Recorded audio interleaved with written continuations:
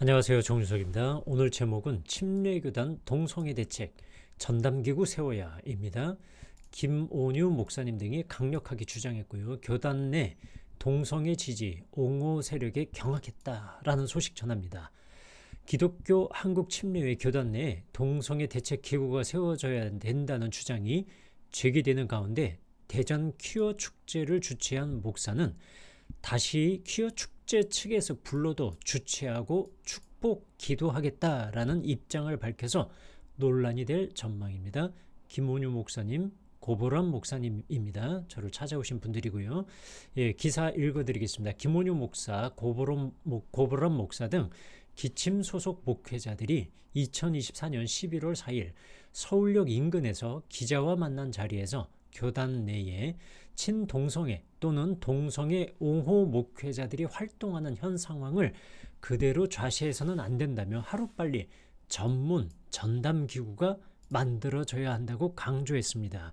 침례교단 소속 목회자들이 위기감을 갖게 된 가장 큰 이유는 대전에서 열린 퀴어 축제 때문이었습니다. 처음으로 열렸는데요. 대전에서는 2024년 7월 6일 대전에서 처음 열린 퀴어 축제의 주체가 성서대전이었는데요. 이곳의 대표가 다름 아닌 기침교단의 전남식 목사, 대전 꿈이 있는 교회 담임이었습니다. 전 목사는 성서대전의 대표로서 퀴어 축제를 주최했을 뿐만 아니라 현장에 참석해 그곳에서 동성 연인과 성소수자들에게 축복 기도를 한 것으로 비판받아 왔습니다. 또한 전 목사와 같은 교회에서 협동 목사로 있는 오세준 목사도 성서대전의 사무국장이고요. 동일한 문제를 지적받아 왔습니다. 침례교 소속 목회자가 퀴어 축제를 주최하거나 관여하고 그런데도 여전히 교단 소속 목회자로 활동하도록 방관하는 것이 맞느냐는 게 침례교단 소속 목회자들의 주장이었습니다. 김온유 목사님은 침례교단은 교회의 교리와 생활에 대한 유일하고 권위 있는 표준은 성경뿐이다라는 침례교회의 이상과 주장을 따라 2023년 9월에 진행된 제113차 총회에서 동성애와 동성혼 합법화 반대를 위한 결의문을 채택하였다며, 하지만 전남식 목사와 오세준 목사는 2024년 7월 6일 대전광역시에서 진행된 대전 퀴어 문화축제를 성서대전이라는 단체로 공동 주최하였고 무지개 축복식을 진행하면서 퀴어 축제에 참석한 사람들을 축복하였다고 지적했습니다. 김 목사는 침례교단은 순교의 피로 세워진 교단이기에 이런 일에는 순교의 정신으로 피 흘리기까지 싸워서 바로잡아야 한다고 강조했습니다. 실제로 퀴어 축제에 관여한 전 목사와 오 목사를 상대로 징계 청원서를 올린 상태입니다. 이 문제는 오는 11월 25일 열리는 기침교단 임시총회가 있습니다. 이때 다뤄질 전망입니다. 이미 본교단 소속 목회자의 동성애를 지지하는 행사나 집회 참석 또는 개최 주관 금지건이 안건으로 올라간 상황입니다. 김 목사님과 동행해서 온 고보람 목사님입니다. 총회 군경부장이시고요. 총회 정관 8장 25조 포상과 징계의 교리적 문제, 윤리적 문제 등은 있지만 동성애 문제는 없는데 이제라도 이걸 포함시켜서 동성애 찬성 또는 옹호 움직임을 막아야 한다며, 동성애 문제는 몇 사람 징계로 그칠 사안이 아니라 동성애 대책 기구를 만들어서 정식으로 설립해서 지속적으로 대응을 해나가야 된다라는 게 고보람 목사님의 주장이었습니다. 이 동성애 지지 또는 옹호에 대한 위기감은 한국 침례교단 신학교 사무처 직원으로 피목사라는 사람이 계약직으로 들어오면서 더욱 뜨거워졌습니다. 이것은 한두 명의 목회자와 관계된 문제가 아니라 교단 내부적으로 암암리에 이런 분위기가 퍼져가고 있다라는 그런 위기감이 이미 들고 있습니다.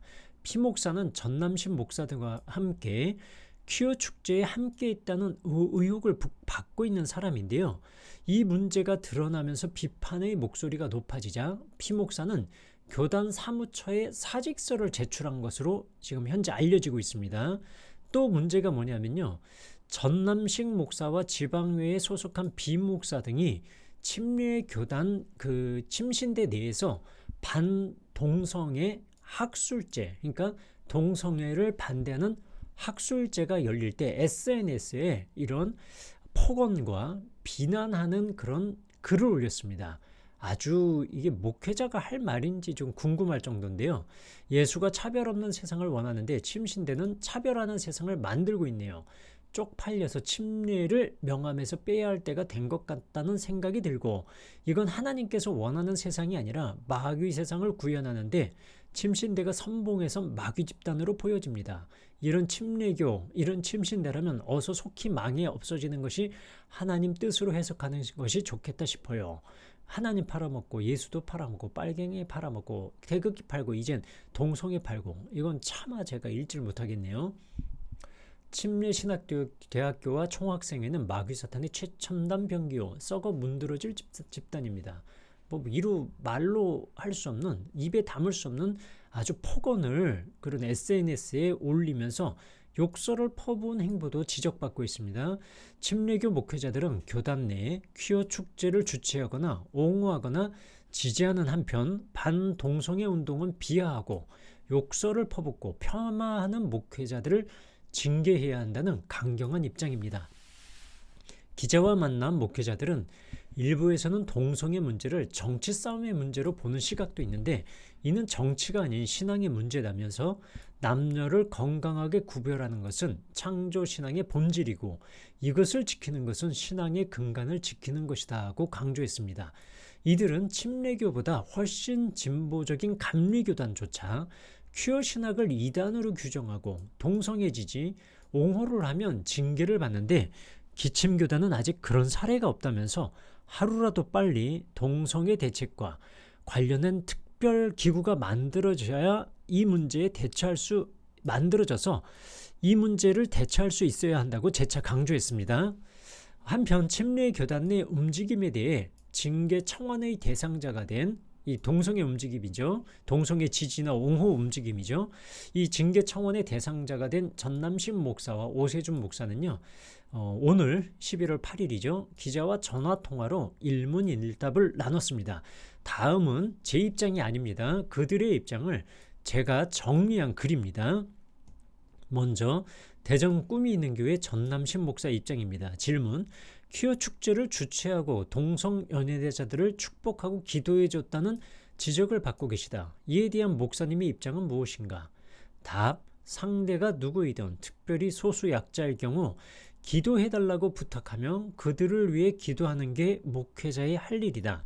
잘못된 행동을 했다고 생각하지 않는다. 특히 침례교는 성서뿐 아니라 신앙과 양심의 자유를 가장 존중하는 교단 전통을 갖고 있다. 따라서 신앙 양심을 따라 성적 소수자들의 아픔을 위로하고 그들을 위해 기도하는 것은 잘못된 것이라 생각지 않는다. 라는 게 답변이었습니다.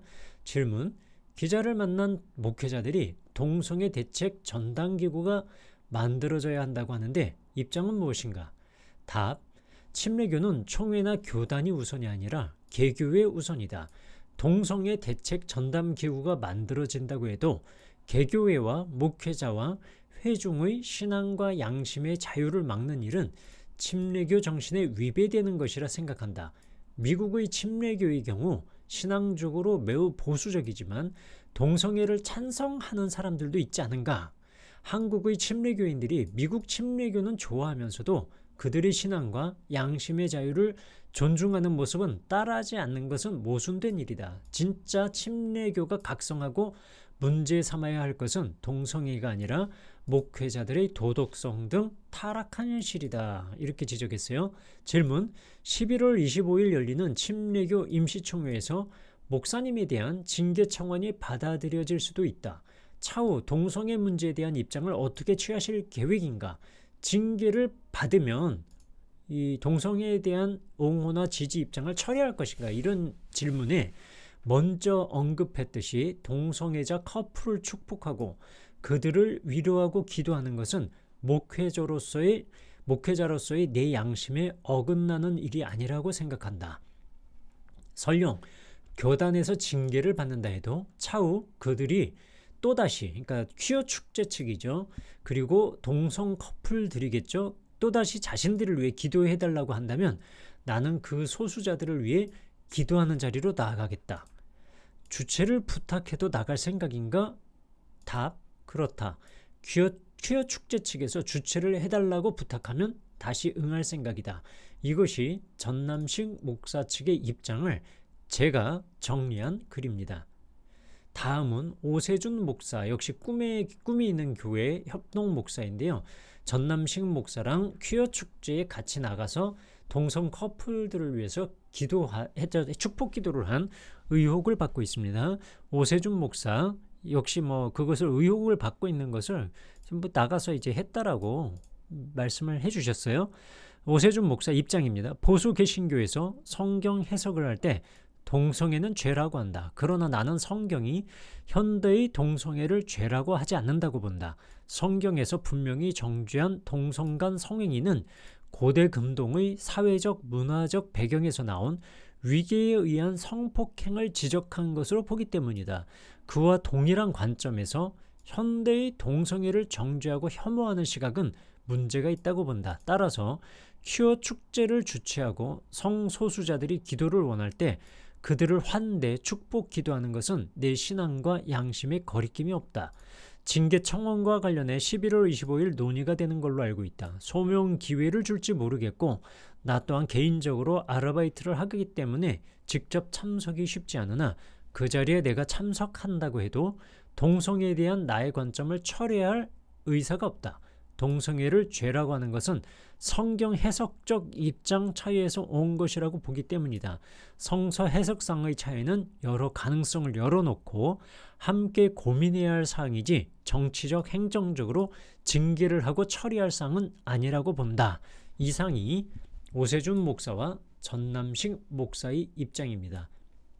아무쪼록 침례교단 내에 동성애를 옹호하고 지지하고 심지어 퀴어 축제를 주최하는 정도로까지 나간 목회자들이 있는 현실에서요.